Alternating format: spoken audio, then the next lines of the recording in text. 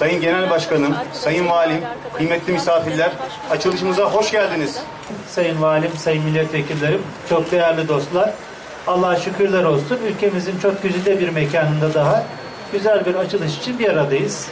Hava beklediğimiz kadar soğuk olmasa da yine de bu soğukta sizleri daha fazla tutmamak adına ben açılışımıza gösterdiğiniz katılımdan dolayı çok teşekkür ediyorum.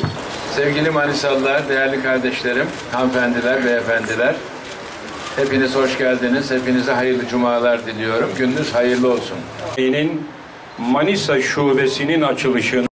Değerli dostlar, tekrar TÜSİAD şubemizin, Manisa ofisimizin hayırlı, bereketli olmasını diliyorum. Ya Allah, Bismillah. Teşekkür ederiz Sayın Bakanım. Değerli misafirlerimiz, gala programı...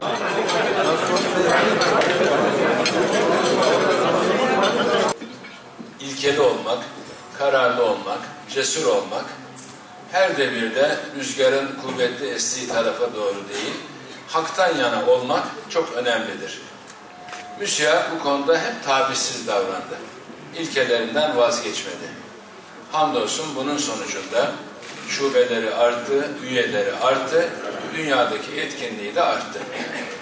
Bugün Manisa'da ben şahsen sanayici ve iş adamlarını bir arada toplayan pek çok derneğin kuruluşun olduğunu biliyorum. Hepsi de bizim dostlarımız, Manisa'nın evlatları, sevgili arkadaşlarımız. Ama onların içerisinde MÜSİAD'ın eksikliğini her zaman hissetmişimdir.